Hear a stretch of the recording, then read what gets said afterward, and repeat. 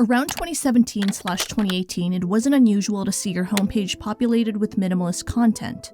The lifestyle movement dedicated to living with less and living more intentionally. Imagine a life with less stuff, less clutter, less stress and debt and discontent. A life with fewer distractions.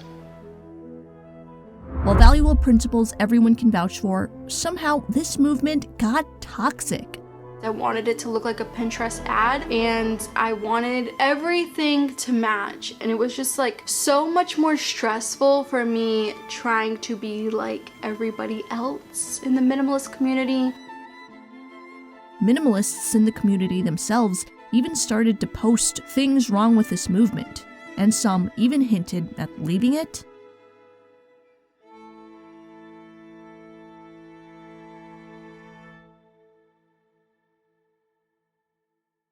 Hey guys, it's Donna. Over the past year, I've been noticing minimalist creators posting things like, minimalism is toxic. This is what minimalism is really like. And I was always like, what? How in the world can a lifestyle promoting well-being and anti-overconsumption have this much drama? But I looked into it a little bit more, and I think it may have been kind of doomed from the start due to minimalism's core philosophy. Before we even get into what happened, it's important to get an idea of what exactly minimalism is. They all shared at least two things in common. First, they were living deliberate, meaningful lives. Second, they attributed their meaningful lives to this thing called minimalism. So, minimalism can obviously refer to a lot of things. It can refer to architecture, music, fashion, art. But minimalism, as a lifestyle, means a very specific thing. We think of minimalism, which is fewer physical items. Your apartment is not cluttered, everything has a purpose, or has some value, or it makes you happy. According to the Minimalist blog run by Joshua Milburn and Ryan Nicodemus, two guys who, in my opinion, have brought the movement into the mainstream, their blog states, the minimalist lifestyle begins with this simple question: how might your life be better if you owned fewer material possessions? Essentially, at its core, minimalism urges its followers to not let consumerism and material possessions control their lives. This is often done by decluttering and getting rid of items that serve the user no purpose. Every purchase moving forward then has to be bought with intention. This idea became popular in 2017 with YouTubers like Matt Diavela and Samurai Matcha gaining a prominent following. However, today, not only are we seeing a decline in interest, but we are also seeing some speak out about the problems of this lifestyle. And this common theme and criticisms aren't from random trolls who don't understand this lifestyle. They're from minimalists in the community. And the answer to why this may be happening starts at the beginning. Minimalism has a marketing problem. Its philosophy of consume less isn't sexy enough. It's just like saying, eat healthy.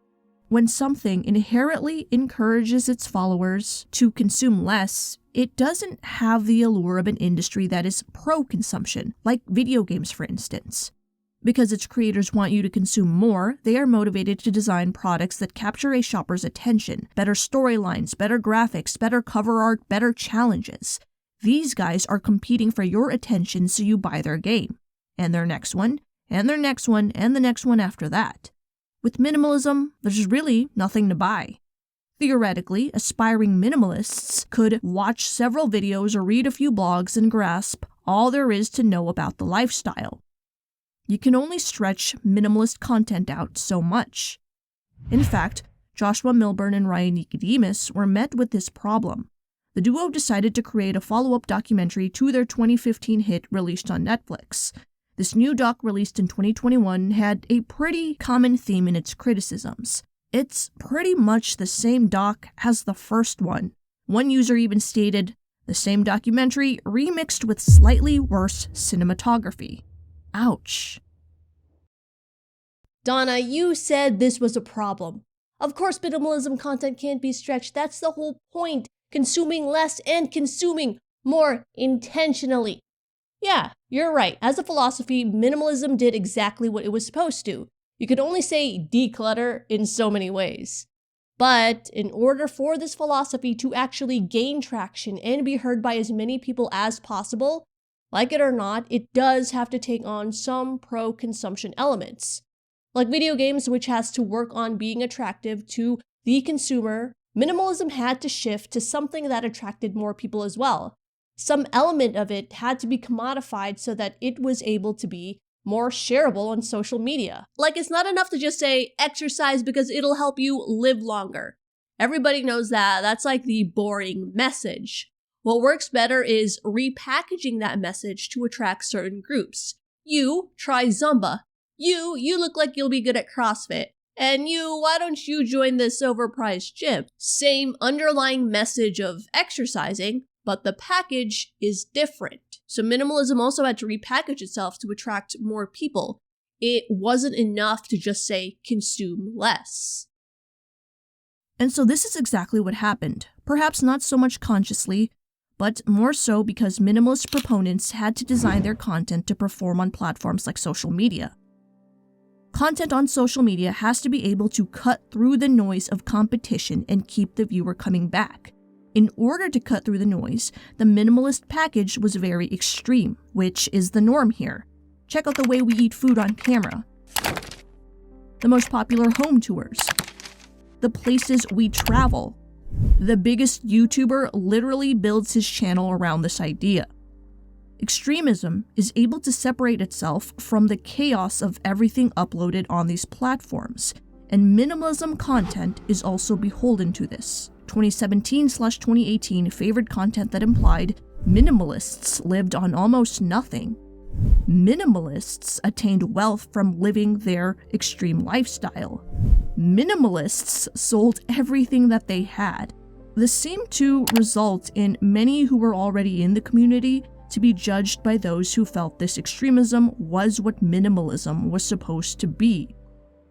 She made a video basically saying that she quits minimalism, or having minimalism in the title of her videos. She's not associating her content to minimalism, and one of the biggest reasons for this was because that she would constantly get people saying, oh, that's not minimalist enough, you know, your desk isn't minimalist enough, and that sort of thing. Additionally, users who perceive this extreme to be the reality of minimalism often took things too far. I feel like I need to get rid of stuff. I need to do something, and I don't know. It's like, I'm throwing things out. I'm getting rid of things. I am making a plan. I'm gonna get rid of everything. Ironically, I would actually buy back a good number of these items later on. In that way, social media is kind of this double-edged sword for minimalism and generally movements that aren't really supposed to be commodified. On one hand, it's a great tool to get people who've never heard about it into the movement. But the way that's done is typically sensational, and it paints a very different image of what the movement actually is. And I think it's a reason that a lot of minimalists who document their journey have these trolls. Oh, you have 3 forks? Too much. That's too many forks. With the extremism, minimalism also started to take a life of its own, and it isolated many of its members who didn't fit the ideal of what a minimalist looked like. Minimalism was no longer about simplifying your life. It was becoming very much like widely known as this aesthetic minimalism. It was how trendy and clean and bright and airy your home was. Part of the movement started to evolve into this aesthetic because this is what works on social media. Apartment tours on YouTube are presented in typical minimalist format. They are shown in slow shots and stills from creative angles that emphasize the sleekness of the apartment. The little text that appears on screen is in a simple font and presented in a neutral color. Music is either absent or a soft lo-fi beat. The living spaces themselves are neutral in color and simple in layout.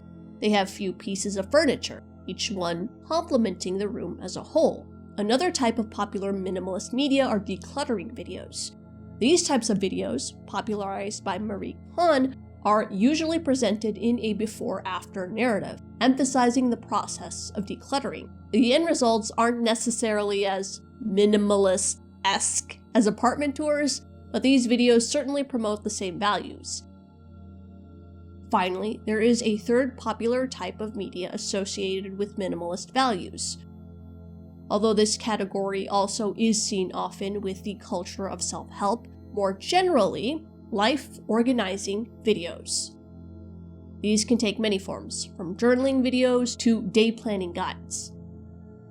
Minimalism, it needed to act and look and feel like all of these aesthetically driven places, and it was just a lie. It really felt like a big fat lie, and right on the other end of the camera was this insane mess and clutter and like all of the stuff that wasn't in the picture.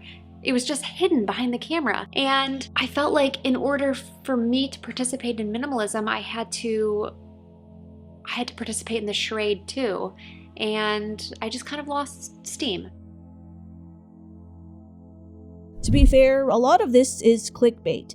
Matt D'Avella, for instance, may use an eye-catching title/thumbnail of himself in an almost empty room.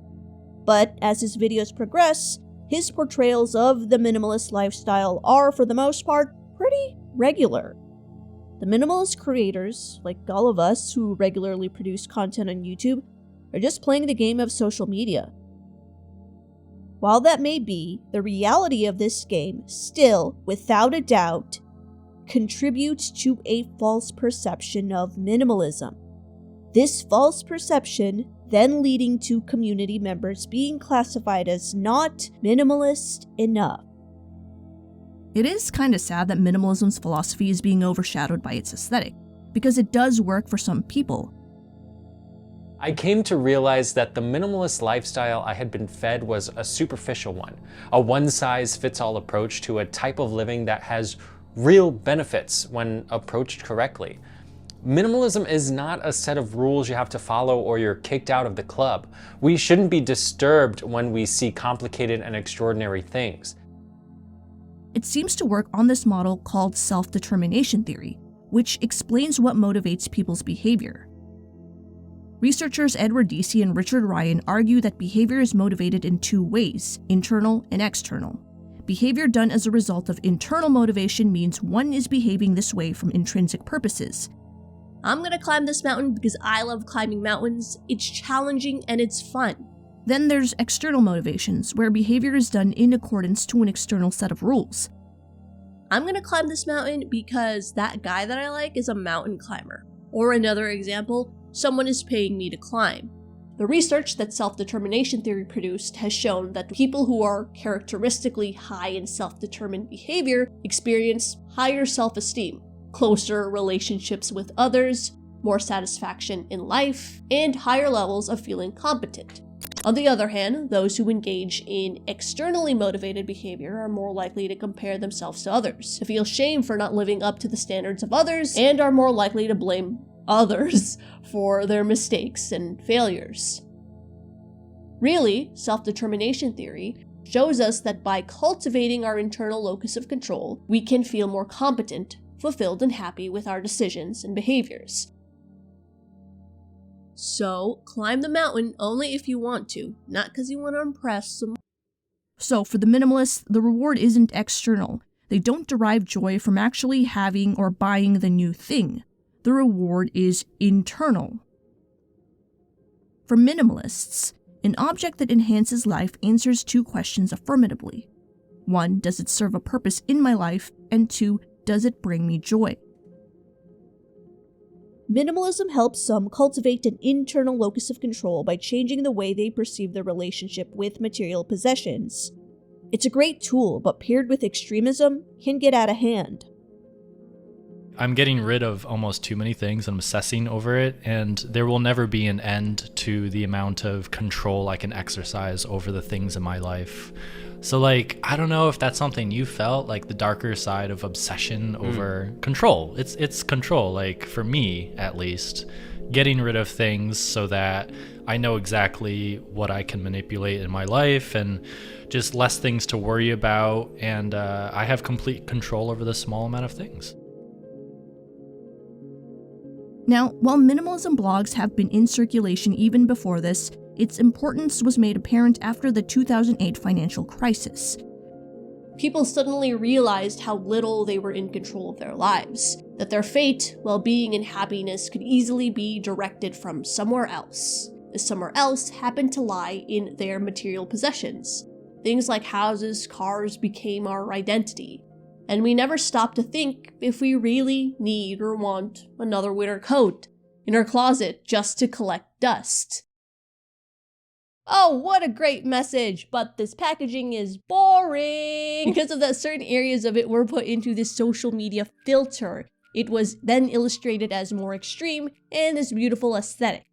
And it worked. Everyone was obsessed with it back in 2017, even me, kind of. I mean, I never really resonated with the having too much stuff problem, maybe because I grew up poor, but I really gravitated to the organization portion of it and the self-help part. That was really cool. And this is what minimalism had become, or at least it was perceived this way. In exchange to becoming more shareable, the movement had to turn its back on a portion of its fundamental philosophy. We must get the viewers to consume. This is why, when you look at the criticisms of the movement, most are directed not at the philosophy, but at its aestheticism. You've got maximalism, which I believe has already been a thing, but oftentimes that term is used as a response to minimalism. When I mentioned the word minimalism, he responded by saying, "Oh, I describe myself as more of a maximalist. I want as much stuff as I can possibly get." You've got blog posts from authors like The Financial Diet, who claim the movement is just another product for wealthy people. And honestly, I can see their point.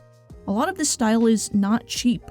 I can see some newcomer getting into the movement compelled to replace their existing furniture with something more sleek and clean. Nothing wrong with liking the aesthetic, of course, but it does defeat the purpose and eliminates the benefit of self-determination theory altogether. They're just consuming in another way. The movement then began to garner criticism in another area. As minimalist figureheads increased their following and wealth, many started to question their dedication to the minimalist philosophy. There's also the underlying theme of, hey, money's not important. It doesn't buy happiness. You can be rich and have no possessions at all. But if money's not important, then why are you charging $16,000 on Patreon, not per month, but per podcast episode, of which you upload about 5 per month? So that's like $80,000 a month from your patrons. Holy sh! Gooden makes it clear that it's not about the duo making money. It's a given every creator needs financial support to sustain a living and their business. But if you look at both Nicodemus's and Field's origin story, you'll find this amount of money seems to oppose minimalism philosophy. Can money really buy you happiness? Our next guest would say no. A large talking point of theirs is that even though they made so much money in their previous jobs, they were still unhappy. By quitting, making less, and getting rid of items they don't need, this has made them more happy. Now it just sounds like a story of two people who hated their jobs, then found another job they like better that pays equally as much, if not more. It's not the getting rid of the quote-unquote useless things that made them happier, it's their new job. And it's difficult to find a public figure that will talk open and honestly about this. When presented with this problem, the answer is typically open to interpretation. There isn't a magical number of items one has to have in order to be a minimalist. I do understand the sentiment, but to me, that makes the boundaries of this movement a little too blurry. Are the princes of Dubai who own 50 supercars considered minimalists if they truly felt like they needed each one? And this critique isn't just coming from a random commentary YouTuber either.